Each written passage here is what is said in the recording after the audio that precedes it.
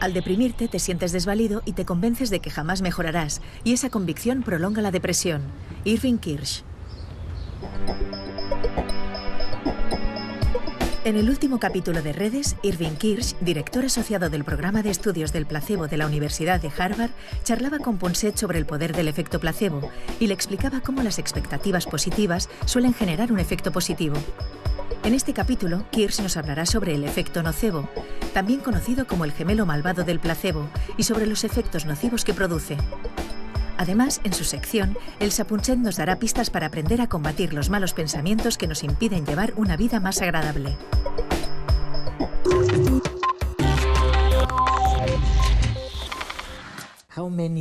¿Cuántos años han pasado desde que empezasteis a investigar sobre el efecto placebo?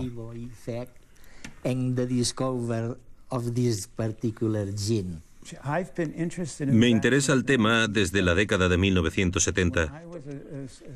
Cuando todavía era un estudiante, en los 70, empecé a interesarme por el efecto placebo y por las expectativas, y decidí centrarme en eso.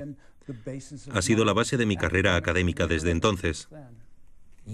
Increíble, ¿no? Sin duda te sientes un poco más feliz que hace 20 años. Me siento mucho mejor, porque ahora, en lugar de saber poquísimo sobre el placebo, sé un poco más, y además soy consciente de todo lo que aún nos queda por conocer, y eso lo hace aún más apasionante. Sigue habiendo mucho, mucho por aprender. En este sentido, las personas con genes sensibles al placebo son más fáciles de tratar que las que carecen de dichos genes. O vamos a ver, ¿es una bobada? ¿Y no existen personas con genes que les hagan responder mucho o poco al placebo? Mira, si me hubieras hecho esa misma pregunta hace 2 años, te habría respondido: los datos apuntan a que todo el mundo responde al placebo. A veces lo hace una persona, a veces otra. Eso te habría respondido hace 2 años. Sin embargo, acabamos de finalizar un estudio que creo que se publicará muy pronto, en el que hemos descubierto un gen que predice la respuesta de los pacientes al placebo. ¿Al placebo? Especialmente al placebo, que viene acompañado de una buena relación terapéutica. El estudio estará disponible muy pronto. Este es Vance Vanders. Vance recela de los médicos y, cuando enferma, visita al curandero de su pueblo, en el estado de Alabama, en los Estados Unidos. Este es el curandero, furioso con Vance porque no tenía dinero para pagarle los amuletos que le había preparado. El curandero le hizo un hechizo y le dijo que moriría a los pocos días. 2 semanas después, Vance estaba moribundo. En contra de su voluntad, su familia lo lleva al hospital. Ningún médico pudo encontrar la causa de su enfermedad ni hacer nada que mejorase su estado. Este es el doctor Drayton Doherty, después de que la esposa de Vance le contara lo del hechizo. Aquí vemos a Vance retorciéndose y vomitando después de que el doctor Doherty le inyectara un vomitivo. Y este es el doctor Doherty haciendo que sacaba una lagartija del vómito de Vance. La lagartija estaba escondida en la manga del doctor Doherty.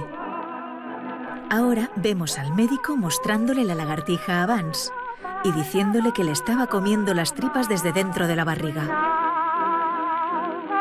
El doctor se había inventado la historia de que había amenazado de muerte al brujo para que le dijera cómo curar a Vance. Este es Vance, poco tiempo después, sano y salvo. Y todavía no hemos abordado lo que llamáis el efecto nocebo. Sí, sí, sí. Quiero decir, admitir que las expectativas negativas también pueden provocar efectos perjudiciales. Que no solamente hay expectativas positivas. Si uno espera que algo vaya mal, pueden producirse efectos nocivos. ¿Es verdad? Desde luego. Hay quien llama al efecto nocebo el gemelo malvado del placebo porque, en un caso, tenemos expectativas positivas y buenos resultados. En el otro, expectativas negativas y malos resultados. Si le dices a alguien que lo que está tomando puede causar varios síntomas, se pueden provocar dichos síntomas. Eso explica lo que se ha llamado enfermedad psicogénica o enfermedad psicogénica masiva, también conocida como histeria colectiva. Algo así como cuando alguien sufre un síntoma y dice, vaya, tiene que haber sido por tal y cual. Los demás lo escuchan. Y si se han visto expuestos a lo mismo, gritan, a mí también me pasa. ¿Han oído bien? O sea, realmente estamos demostrando, sino sugiriendo, que realmente cuando decimos que una sustancia determinada va a producir un efecto en nuestro cuerpo negativo, es lo que ocurre de verdad. Es algo que, ¿sabes? Lo viví durante 4 o 5 años en Haití. Allí tuve la ocasión de aprender un poco sobre el vudú. El vudú consiste en abrir la mente a la posibilidad de que las expectativas negativas puedan de hecho tener consecuencias malas. Y debo decir que, intenté conocerlo mejor, pero es muy difícil cuando no eres de allí. Recuerdo muy bien que de noche se oía música desde Pétionville, bam, bam, bam, bam, a lo lejos, en las casas donde obviamente se estaban celebrando algunos rituales de vudú. Y también recuerdo ir por la calle y ver a una persona presa de la desesperación, que se creía víctima del vudú. Pero jamás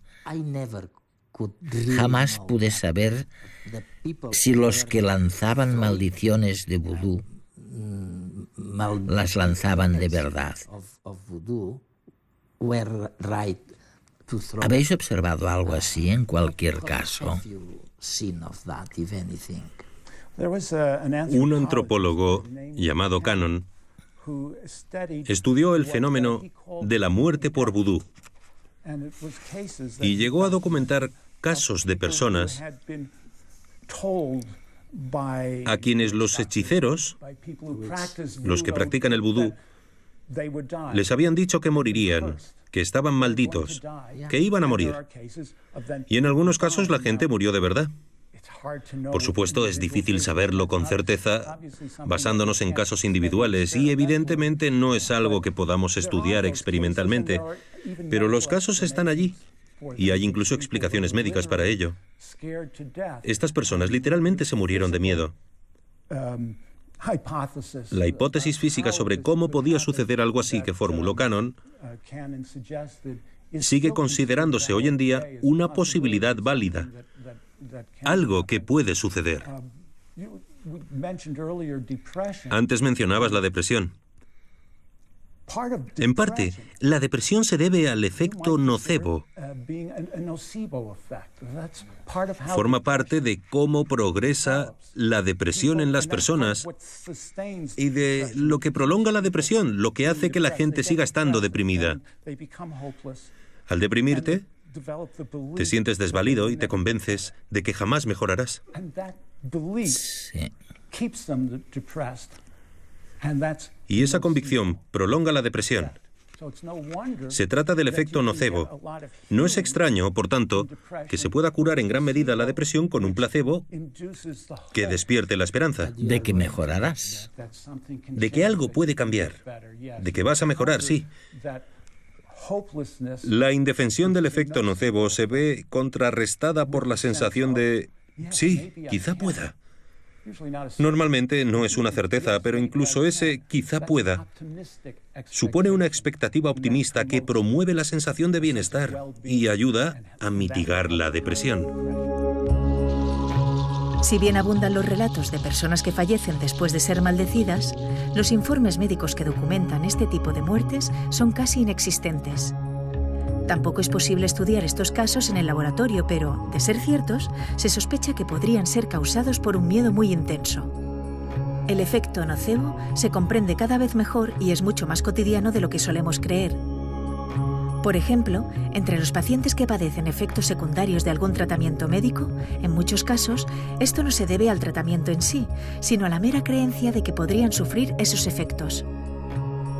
En los ensayos clínicos de nuevos fármacos, alrededor de un cuarto de los pacientes en el grupo de control, o sea, pacientes que reciben placebos, también experimentan los mismos efectos secundarios dañinos que los que reciben el medicamento de verdad.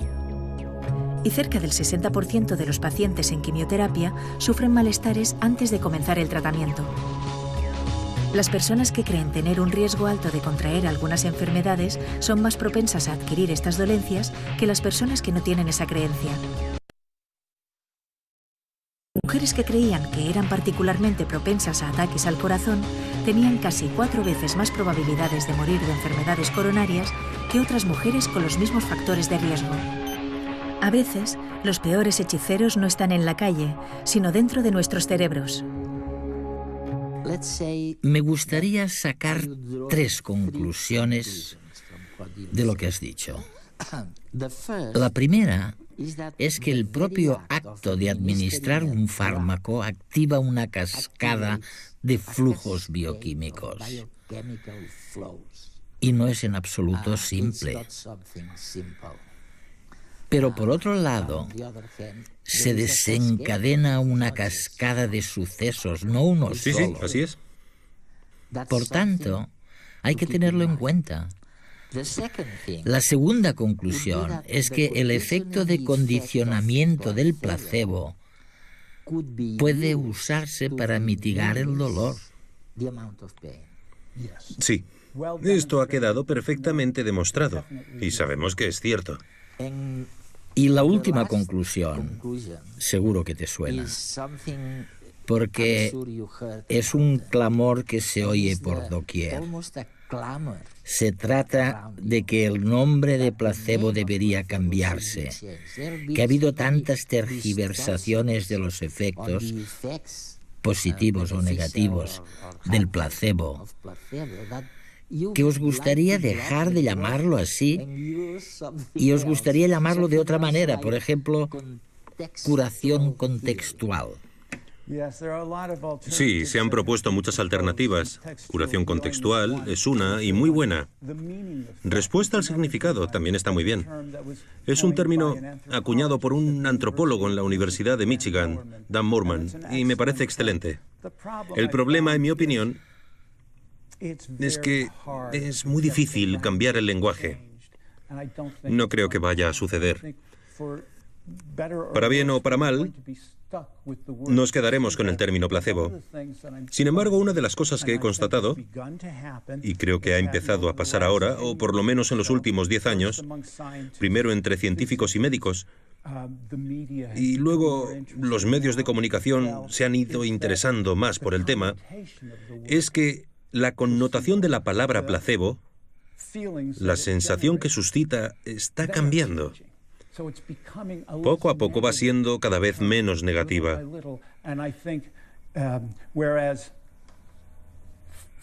Hace 50 años, si mencionabas el efecto placebo, algunos pensaban, bah, pero si ni siquiera existe. Y hace 10 años te decían, ah, sí, pero eso es lo que intentamos eliminar. Porque no es más que el efecto placebo. No queremos que contaminen nuestros medicamentos. En cambio, ahora muchos dicen, el placebo, y lo dicen de otro modo. Realizamos un estudio hace poco en el que administrábamos placebo a los participantes. Y les decíamos que lo que recibían era placebo. Eso era impensable hace unos años. Lo que hicimos fue explicárselo. Mira, para la enfermedad que padeces, las pruebas científicas indican que el placebo puede ayudar. Y funciona. Y ahora sabemos por qué sucede. En parte se debe al condicionamiento, a lo que ya conocéis del ejemplo de Pavlov y los perros. Es decir, habéis experimentado antes lo que supone tomar un medicamento. Vuestro organismo ha ido forjando expectativas positivas relacionadas con la toma de nuevos fármacos. Esta pastilla no contiene ningún medicamento. Solamente es azúcar. Pero el ritual de tomarlos ayudará a aliviar los síntomas. Y funcionó. Hemos publicado el estudio en una revista médica. Lo que nos lleva a la mente, al contexto mayor de la mente. Hay una última cosa que me encantaría que les contaras a los telespectadores. Cuando van al médico o a alguien que creen que puede ayudarles, pueden recibir cápsulas, píldoras o inyecciones. Al parecer, tenéis una hipótesis sobre cuál de las tres es más eficaz. Aparentemente, ¿puedes decirnos cuál de las tres me iría mejor? De hecho, sabemos cuál es más eficaz. Sabemos que las cápsulas son más eficaces que las píldoras, que las inyecciones van todavía mejor que las cápsulas, que 2 píldoras funcionan mejor que una sola, y 4 todavía mejor. Y también sabemos que el placebo más eficaz de todos es la falsa cirugía. La cirugía que en realidad es placebo. Se ha practicado en algunos ensayos clínicos donde tras realizar una incisión a los pacientes se los volvía a coser sin ninguna intervención más. El efecto placebo es tremendo.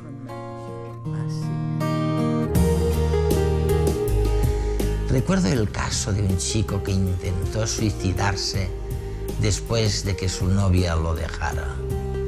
No recuerdo su nombre, pero sí que se había tragado de una vez las 29 pastillas que tenía en su mesa de noche y que al sentir que se estaba muriendo se arrepintió de lo que había hecho. Un vecino lo llevó al hospital. El chico llegó tembloroso, con una presión sanguínea muy baja y su respiración era casi inexistente. Los médicos hicieron todo lo que había que hacer en estos casos, pero el chico no mejoraba. Y lo más curioso, el examen toxicológico no indicaba ningún envenenamiento. Al poco rato llegó la prueba de que las pastillas que el chico había tomado eran de azúcar. El joven participaba de un ensayo clínico de un medicamento nuevo y sin saberlo estaba en el grupo de control. El chico se había dado una sobredosis de placebo. 15 minutos después de conocer la verdad, el chico lloraba de alivio y su presión sanguínea volvía a ser normal.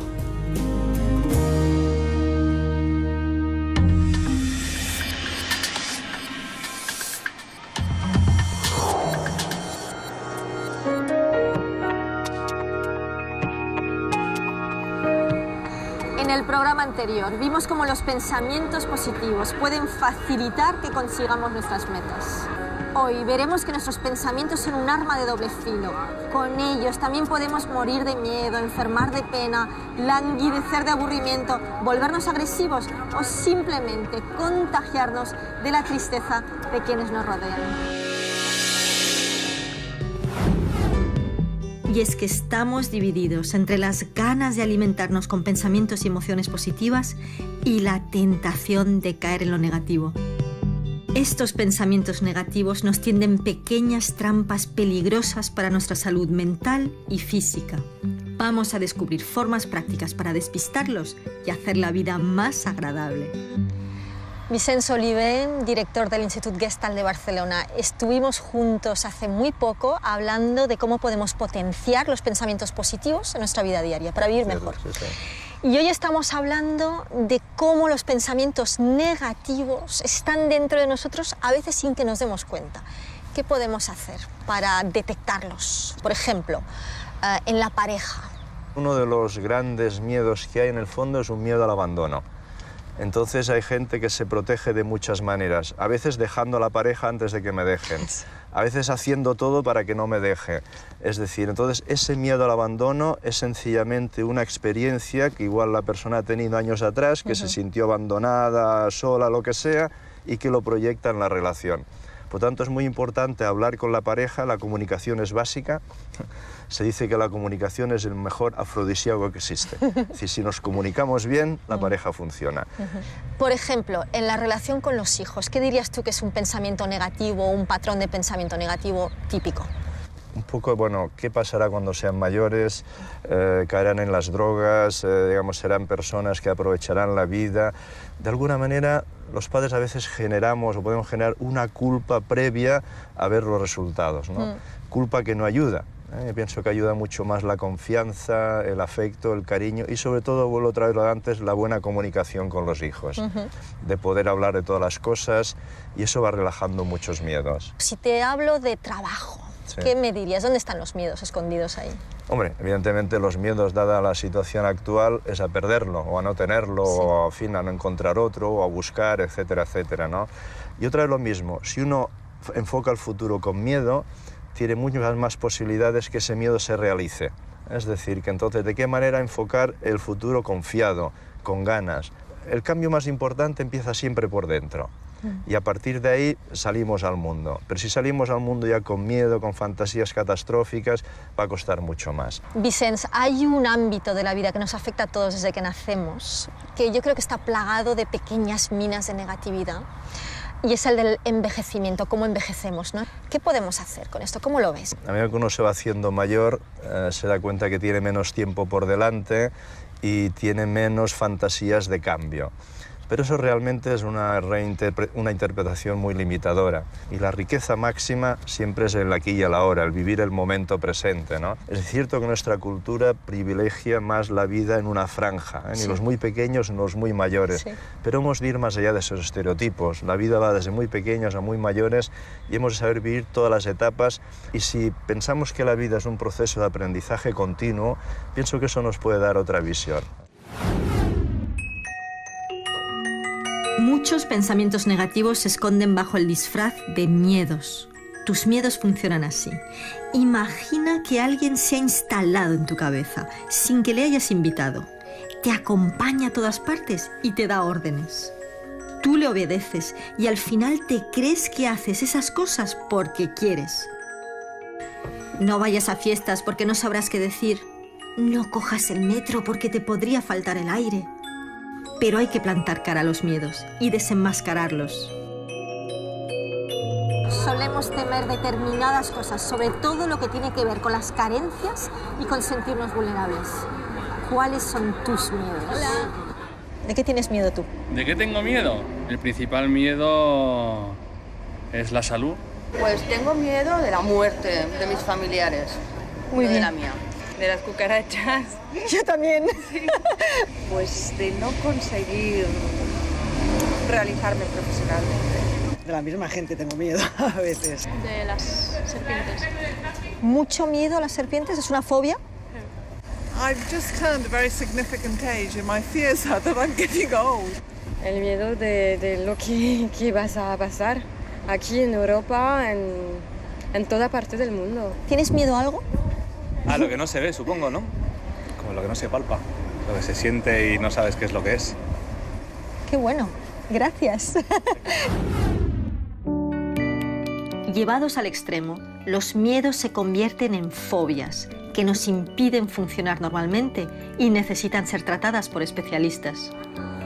Pero nuestro día a día pagamos un precio alto por dejar que nos invadan pequeños miedos e influencias negativas. Pasamos horas centrados en nuestro trabajo, en recuerdos tóxicos, en bloqueos psicológicos y nos resentimos en cuerpo y mente.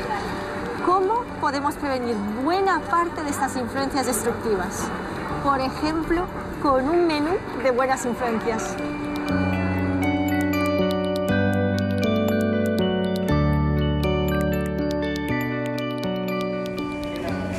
Hola, Joan. Hola.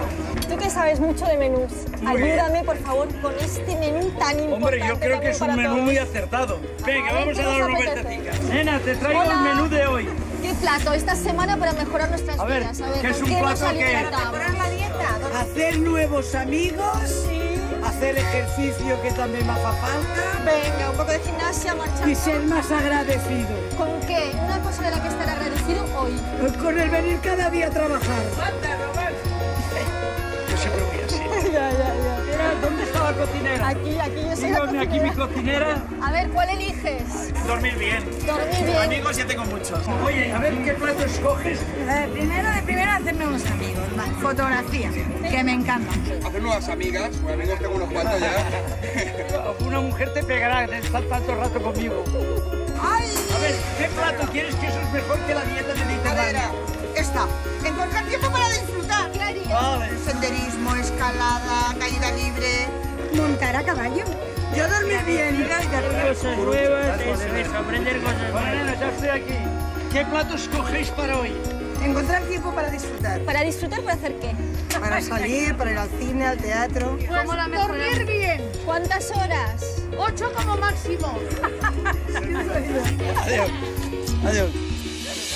No se trata de ser perfectos, se trata de ser conscientes de que desde todos esos lugares del menú de la vida te están llegando ahora mismo oportunidades positivas o negativas.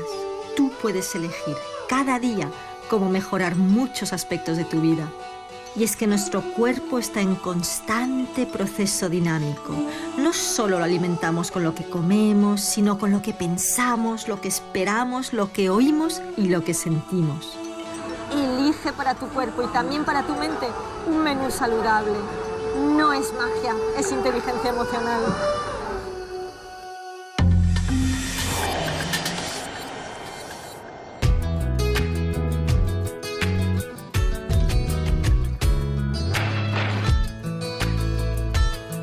He oído hablar de la antimateria. ¿Qué es?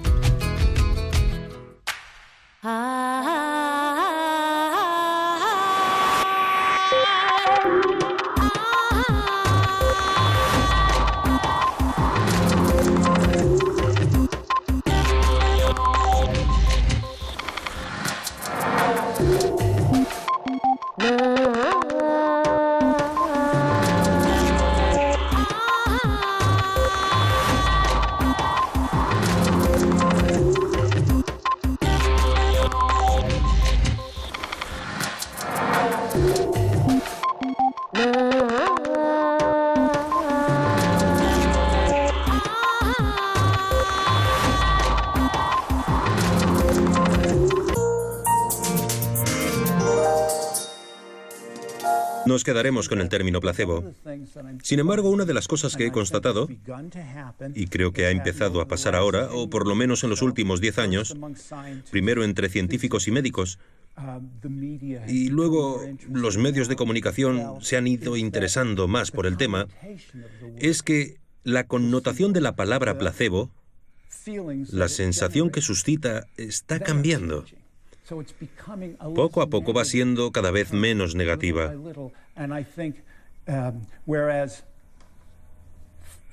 Hace 50 años, si mencionabas el efecto placebo, algunos pensaban, bah, pero si ni siquiera existe. Y hace 10 años te decían, ah, sí, pero eso es lo que intentamos eliminar, Porque no es más que el efecto placebo. No queremos que contaminen nuestros medicamentos. En cambio, ahora muchos dicen, el placebo, y lo dicen de otro modo.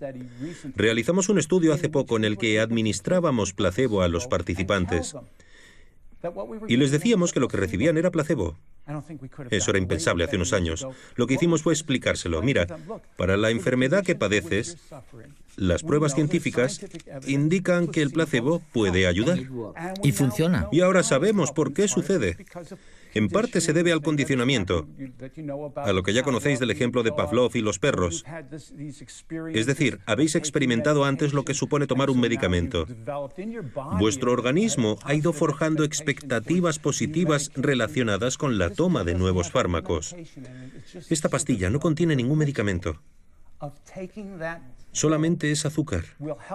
Pero el ritual de tomarlos ayudará a aliviar los síntomas. Y funcionó. Hemos publicado el estudio en una revista médica. Lo que nos lleva a la mente, al contexto mayor de la mente. Hay una última cosa que me encantaría que les contaras a los telespectadores. Cuando van al médico o a alguien que creen que puede ayudarles, pueden recibir cápsulas, píldoras o inyecciones. Al parecer, tenéis una hipótesis sobre cuál de las tres es más eficaz. Aparentemente, ¿puedes decirnos cuál de las tres me iría mejor? De hecho, sabemos cuál es más eficaz. Sabemos que las cápsulas son más eficaces que las píldoras, que las inyecciones van todavía mejor que las cápsulas, que 2 píldoras funcionan mejor que una sola, y 4 todavía mejor. Y también sabemos que... Y este es el Dr. Doherty haciendo que sacaba una lagartija del vómito de Vance. La lagartija estaba escondida en la manga del Dr. Doherty. Ahora vemos al médico mostrándole la lagartija a Vance y diciéndole que le estaba comiendo las tripas desde dentro de la barriga. El doctor se había inventado la historia de que había amenazado de muerte al brujo para que le dijera cómo curar a Vance. Este es Vance, poco tiempo después, sano y salvo. Y todavía no hemos abordado lo que llamáis el efecto nocebo. Sí. Quiero decir, admitir que las expectativas negativas también pueden provocar efectos perjudiciales. Que no solamente hay expectativas positivas. Si uno espera que algo vaya mal, pueden producirse efectos nocivos. ¿Es verdad? Desde luego. Hay quien llama al efecto nocebo el gemelo malvado del placebo porque, en un caso, tenemos expectativas positivas y buenos resultados. En el otro, expectativas negativas y malos resultados.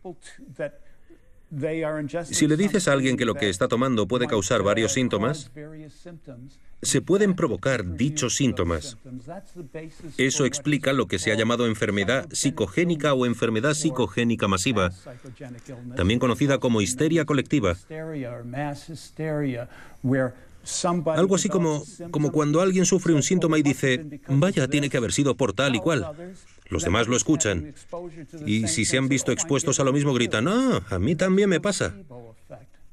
¿Han oído bien? O sea, realmente estamos demostrando, sino sugiriendo, que realmente cuando decimos que una sustancia determinada va a producir un efecto en nuestro cuerpo negativo, es lo que ocurre de verdad. Es algo que, ¿sabes? Lo viví durante 4 o 5 años en Haití. Allí tuve la ocasión de aprender un poco sobre el vudú. El vudú consiste en abrir la mente a la posibilidad de que las expectativas negativas puedan de hecho tener consecuencias malas. Y debo decir que, bueno, intenté conocerlo mejor, pero es muy difícil cuando no eres de allí. El tema es que la connotación de la palabra placebo, la sensación que suscita, está cambiando. Poco a poco va siendo cada vez menos negativa.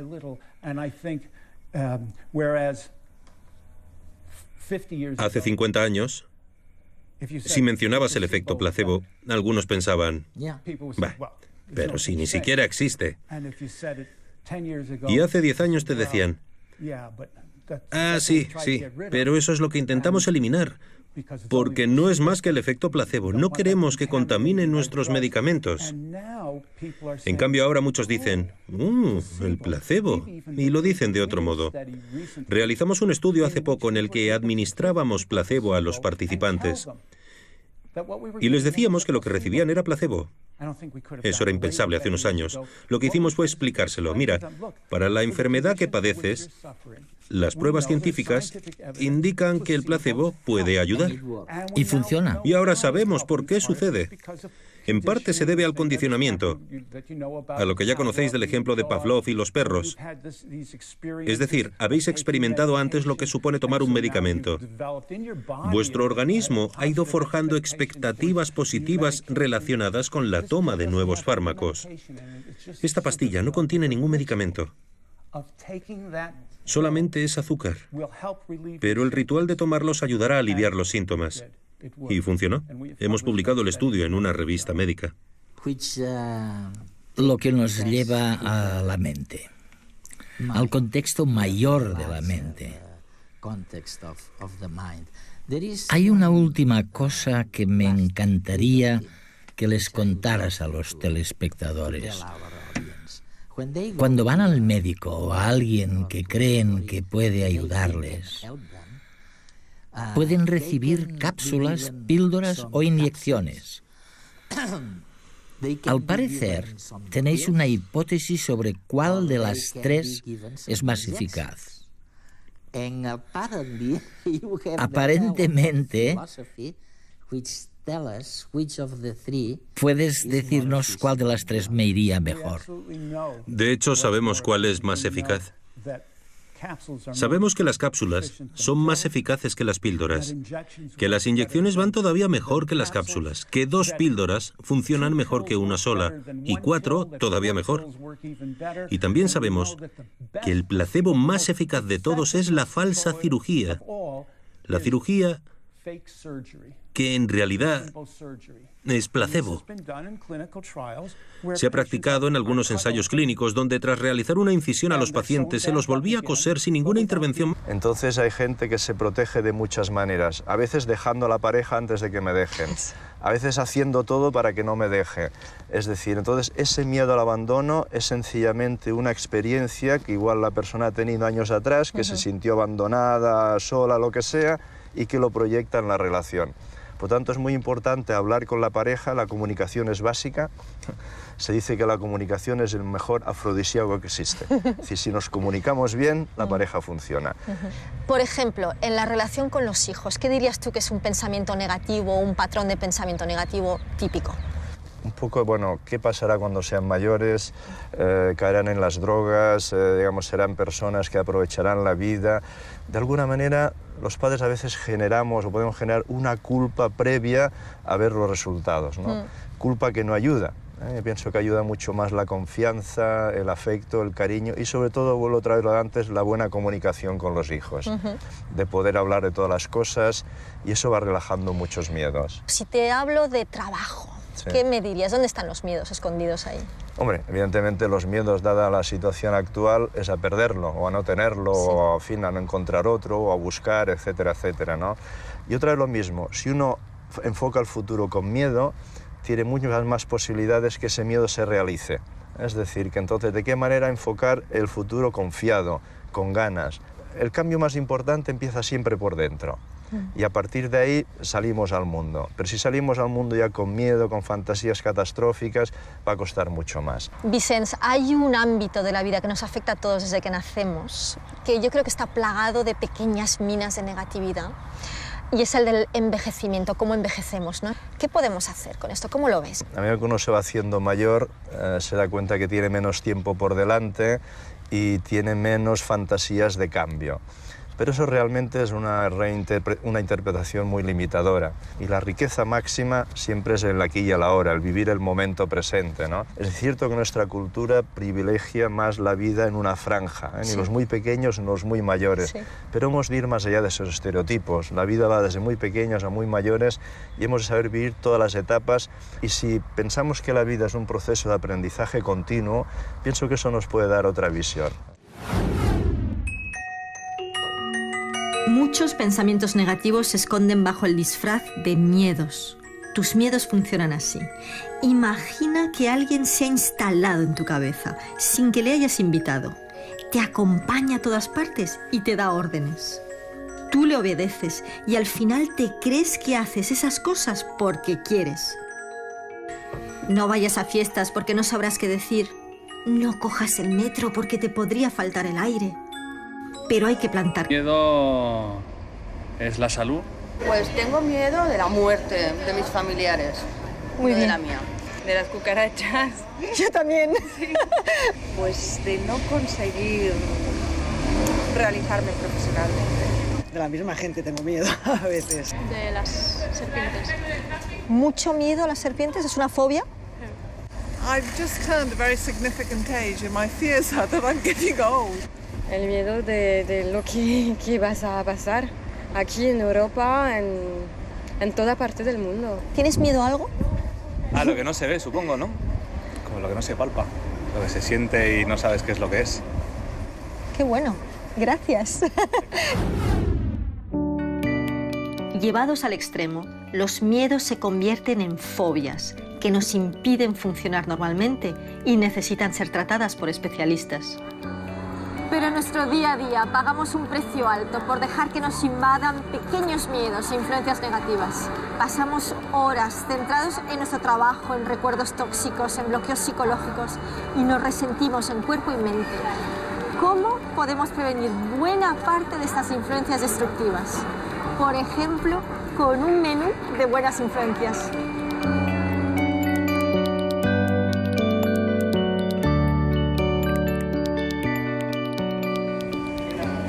Hola, Joan. Hola.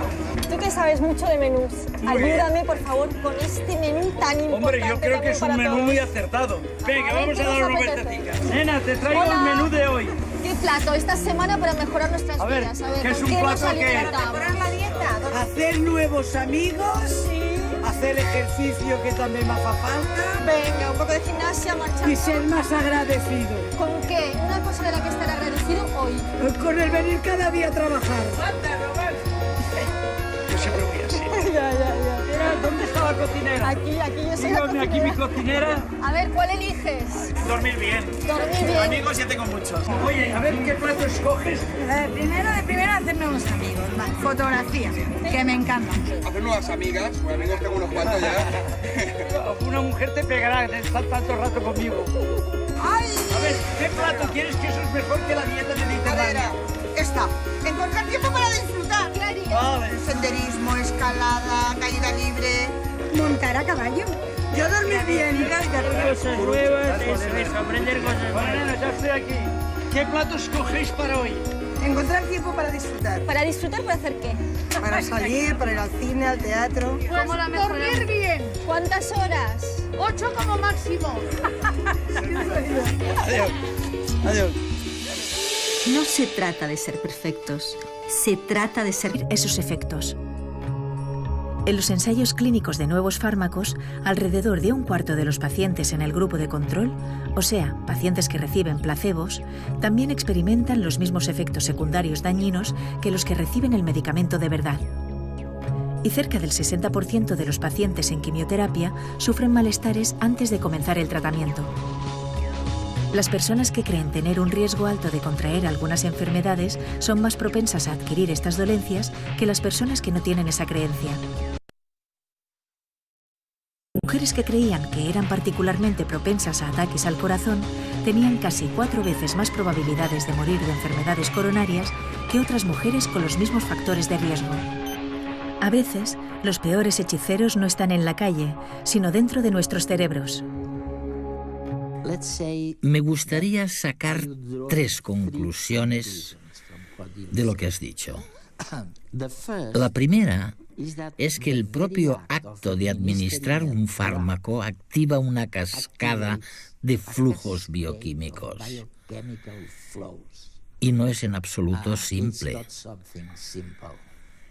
Pero por otro lado, se desencadena una cascada de sucesos, no uno solo. Sí, así es.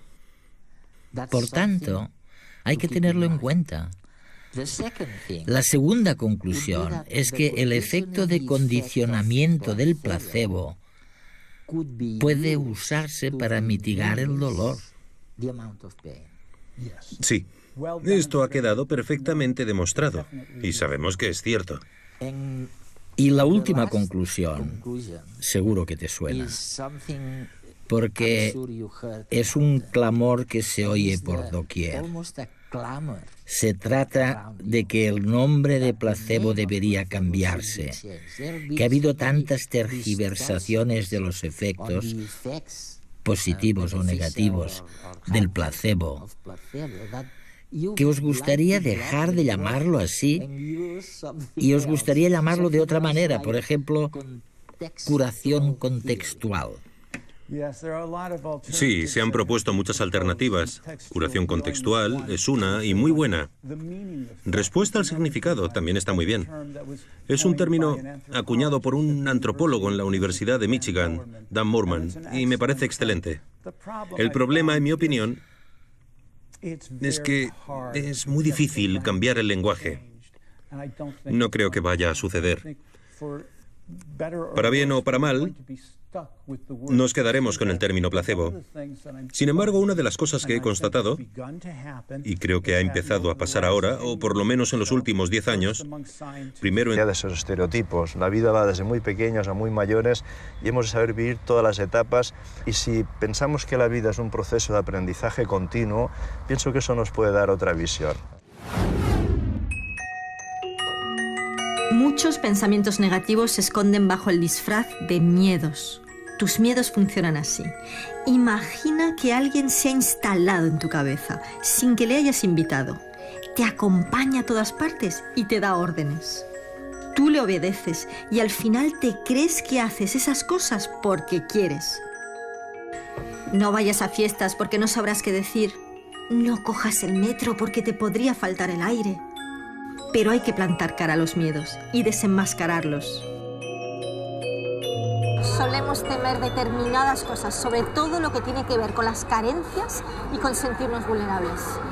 ¿Cuáles son tus miedos? Hola. ¿De qué tienes miedo tú? ¿De qué tengo miedo? El principal miedo es la salud. Pues tengo miedo de la muerte de mis familiares. Muy bien. De la mía. De las cucarachas. Yo también. Sí. Pues de no conseguir realizarme profesionalmente. De la misma gente tengo miedo a veces. De las serpientes. ¿Mucho miedo a las serpientes? ¿Es una fobia? I've just turned a very significant age and my fears are that I'm getting old. El miedo de lo que vas a pasar aquí en Europa, en toda parte del mundo. ¿Tienes miedo a algo? A lo que no se ve, supongo, ¿no? Como lo que no se palpa, lo que se siente y no sabes qué es lo que es. Qué bueno, gracias. Llevados al extremo, los miedos se convierten en fobias que nos impiden funcionar normalmente y necesitan ser tratadas por especialistas. Pero en nuestro día a día pagamos un precio alto por dejar que nos invadan pequeños miedos e influencias negativas. Pasamos horas centrados en nuestro trabajo, en recuerdos tóxicos, en bloqueos psicológicos y nos resentimos en cuerpo y mente. ¿Cómo podemos prevenir buena parte de estas influencias destructivas? Por ejemplo, con un menú de buenas influencias.